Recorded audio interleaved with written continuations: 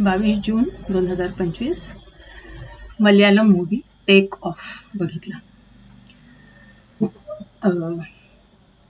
अक्षरशः हादरवून टाकणार आहे. ट्रू स्टोरीवर आधारित आहे. इराकवर जेव्हा हे नक्सलाइट्स किंवा त्यांचे ते जे इंटरनल नक्सलाइट्स टेक ओव्हर करत असतात आणि इतर कोणालाच म्हणजे घुसायची नाही, त्यांच्याशिवाय कोणालाच कशाची परवानगी नाही. आणि जेव्हा मग दुसरे लोक अटॅक करतात, ते मिलिटरी अटॅक करते, तर मग त्यांना ते लोक तोंड देतात. तर अशा वेळी जेव्हा जखमी होतात ते त्यांचे सोल्जर्स, तर त्यांच्याकरता म्हणून ते ज्या नर्सेस इराकमध्ये येतात आहे त्यांना ते किडनॅप करून स्वतः करता घेण्याचा प्रयत्न करतात. तर अशाच एका केसमध्ये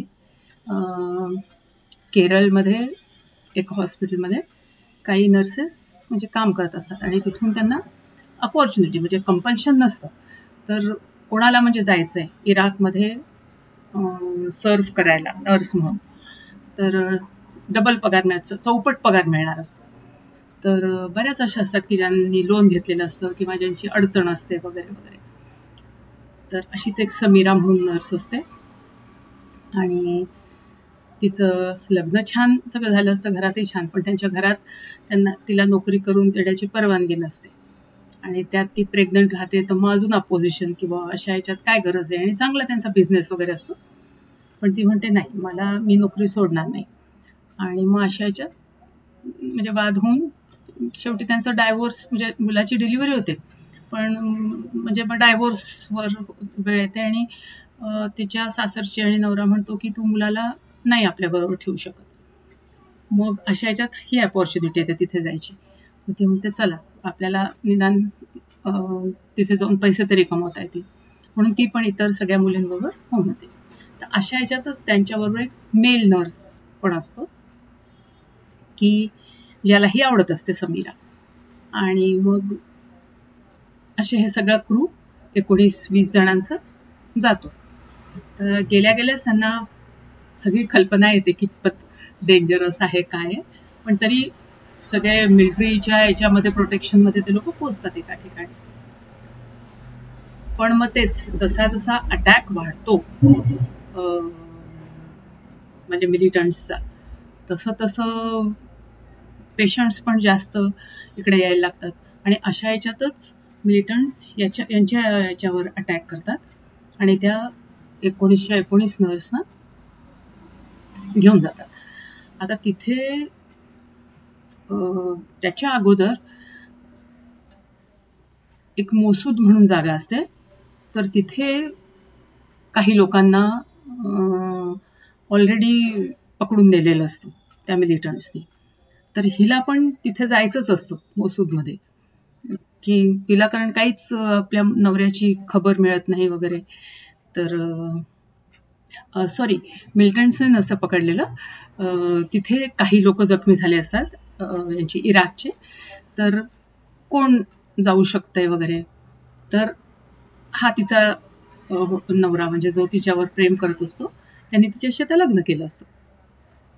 तर तो हो म्हणतो, तो म्हणतो मी जातो. तर त्याला कारण हे असतं की अचानकपणे हिचा एक्स नवरा आणून मुलाला हिच्याजवळ सोडून देतो आणि म्हणतो आता परिस्थिती वाईट राहिली आहे, आम्ही आता त्याचं पालन पोषण करू शकत नाही आणि तू बरोबर म्हणत होती वगैरे वगैरे करून तो जातो.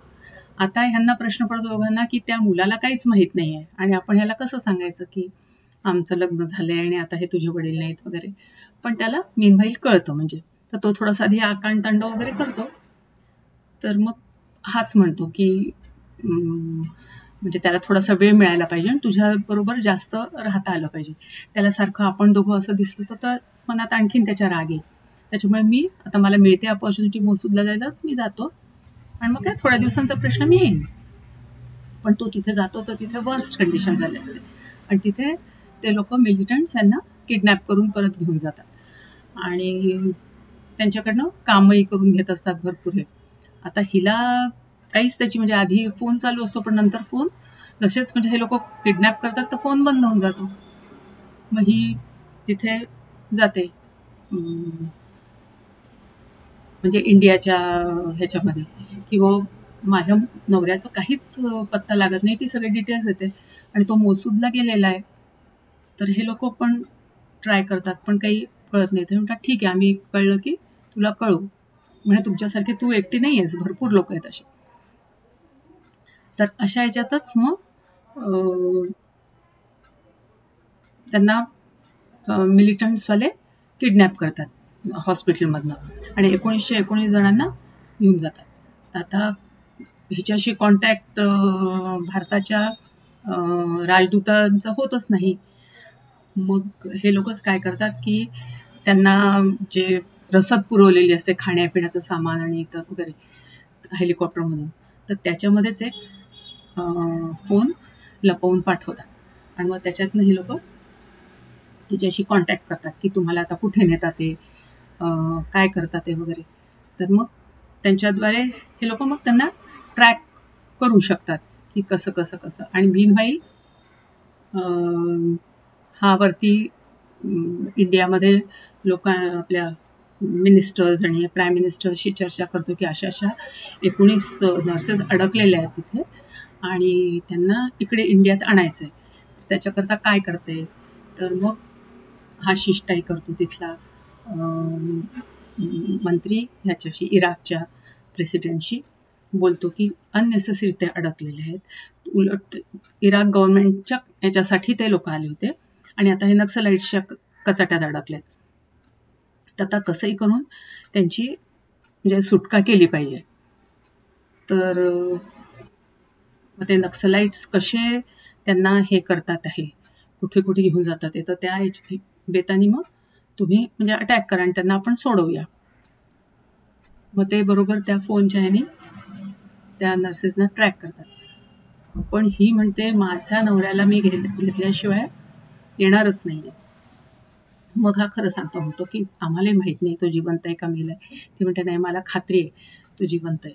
आणि मग ती एकटीच त्या मिलिटंट्स बरोबर मसूदला जाते आणि त्यांना म्हणते की, आणि ह्यांनी जे राजदूतवाले असतात त्यांनी सांगितलं असते की कोणालाही शंका येऊ देऊ नका की तुम्ही सगळे मुसलमान नाहीये.